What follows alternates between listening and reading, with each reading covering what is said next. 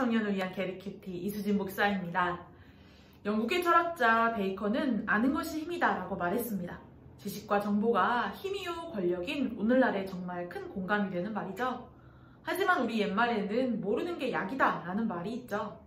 출처를 알 수는 없지만 이 또한 오랜 경험을 통해서 증명된 격언 중에 격언이라고 할 수 있습니다.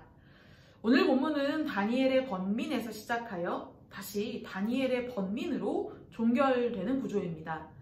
15절에서 다니엘이 중심에 근심하며 번민하였다라고 고백하였는데요. 28절에서 또다시 중심에 번민하였다라고 나오죠. 여기서 번민이란 어떤 두려운 일로 인해서 놀라고 괴로워하는 상태를 말합니다. 혹시 요즘 여러분을 번민케 하는 일 있으신가요?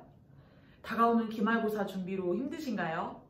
이제 곧 졸업인데 어떻게 앞으로 살아가야 하나? 군입대는 언제 해야 하나? 직장을 다니고는 있지만 여전히 여러분을 고민스럽게 하는, 또 번민케 하는 수많은 문제가 있을 거예요. 그렇다면 다니엘은 오늘 왜, 무엇 때문에 번민하고 있을까요? 한마디로 말하면 꿈자리가 뒤숭숭해서입니다. 다니엘은 크고 사나운 그리고 정상적인 형태가 아닌 이 괴기스러운 모습의 짐승 넷을 꿈속에서 보았습니다. 그야말로 악몽 중에 악몽이죠. 하지만 다니엘은 이 꿈이 단순한 악몽이 아니라 뭔가 하나님께서 이 계시와 메시지를 주시기 위해서 허락하신 꿈이라는 사실을 알았습니다. 그래서 그 의미를 깨닫기 원했죠. 그래서 이 중심에 근심하며 번민하였던 것입니다. 바로 하나님의 뜻을 알고자 하는 번민이었죠.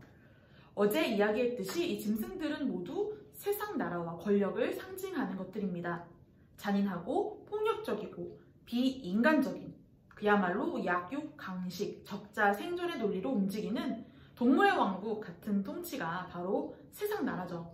하지만 최후 승리가 하나님의 백성에게 있고 큰 짐승 넷은 하나님의 심판을 결국 받게 됩니다.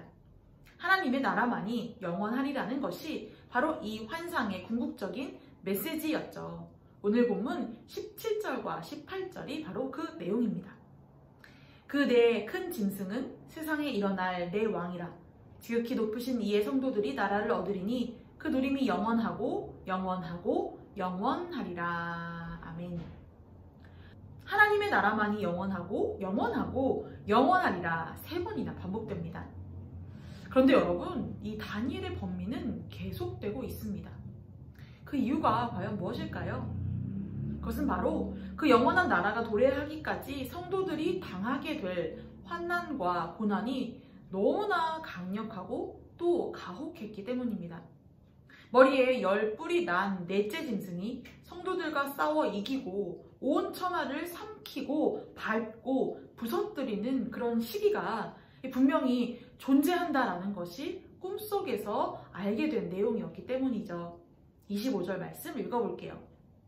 그가 장차 지극히 높으신 이를 말로 대적하며 또 지극히 높으신 이의 성도를 괴롭게 할 것이며 그가 또 때와 법을 고치고자 할 것이며 성도들은 그의 손에 붙임 바 되어 한 때와 두 때와 반 때를 지내리라.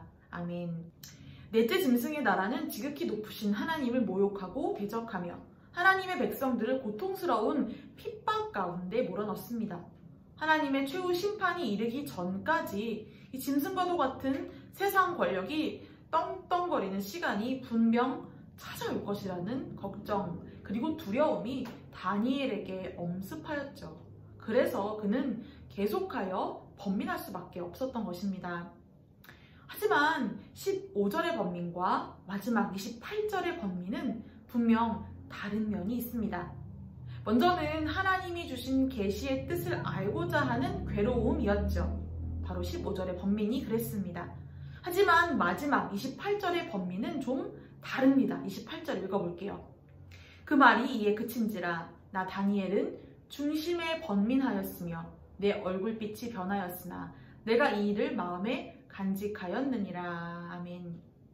다니엘은 이제 곧 찾아올 환난의 시간들과 이를 통과한 후에 맞이할 영원한 하나님의 나라와 그 승리를 꿈과 계시를 통해 분명히 깨닫고 알게 됐습니다. 그리고 하나님께서 이 일을 자신에게 알려주신, 알게 하신 이유와 목적이 분명하다는 것도 알게 되었죠. 그것은 바로 먼저 깨달은 자신이 이 일을 바로 알리고 전하는 사명을 맡은 자라는 것입니다. 그래서 다니엘은 여전히 놀라고 있고 두려워하며 번민했던 것입니다. 하나님은 먼저 믿은 우리에게 이제 곧 하나님의 나라가 도래할 것임을 말씀해 주셨습니다. 우리 주님이 다시 오셔서 심판하실 그날이 다가오고 있고 우리는 그 믿음과 소망 가운데 살아가는 사람들이죠. 아직 이 진리를 알지 못하는 사람들 그리고 세상에게 이 사실을 우리는 알려주어야만 합니다. 세상 나라와 권세는 때가 되면 모두 사라지게 되고 오직 하나님의 나라만이 영원하다는 것을 말이죠. 영원을 알지 못하는 이들, 하나님 나라를 믿지 않는 세상에게 사실 이 이야기를 하는 것, 말하는 것은 우리를 두렵게 하고 번민케 하는 일입니다. 하지만 하나님께서 우리로 알게 하신 이유가 있습니다. 그 이유를 부인할 수 없습니다. 여러분 혹시 모르는 게 약이다 라는 생각이 드시나요? 아닙니다. 하나님이 이 진리를 우리에게 알게 하심이 감사이며 또한 능력이죠. 사랑하는 청년 여러분, 전도서 11장 9절의 말씀을 기억하시기 바랍니다. 청년이여 내 어린 때를 즐거워하며 내 청년의 날들을 마음에 기뻐하여 마음에 원하는 길들과 내 눈이 보는 대로 행하라. 그러나 하나님이 이 모든 일로 말미암아 너를 심판하실 줄 알라. 아멘. 여러분 이 진리를 속히 깨달으시기 바랍니다. 그리고 하나님의 다스림과 통치를 망각하고 잊고 사는 이들에게 두렵고 떨리는 마음으로 이제 곧 임할 주님의 날을 알리고 전하는 우리 모두가 되었으면 좋겠네요. 함께 기도합시다. 하나님, 다니엘의 번민이 우리 마음에도 있기 원합니다. 주님의 뜻을 알기 갈망하는 마음, 또한 깨달은 주의 뜻을 전하기 원하는 열망으로 우리가 번민케 하시고 세상 나라의 유한함과 하나님 나라의 영원함을 전하며 증거하는 우리 모두가 되게 하옵소서. 예수님의 이름으로 기도합니다. 아멘. 릴레이 큐티 고백 저는요 25번째 주자입니다. 29기 이 오르난 자매의 고백 들어보시죠. 안녕하세요. 맞조이 소그룹 29기 이오르난입니다. 인규님의 지목을 받아 릴레이 큐티에 참여하게 되었는데요. 이번 달 큐티를 더 열심히 하는 의미로 받아들이고 더 열심히 하겠습니다. 저는 큐티를 2가지 방법으로 합니다. 바쁠 때는 목사님의 큐티 영상을 듣고 이해하며 간단하게 큐티를 하고요.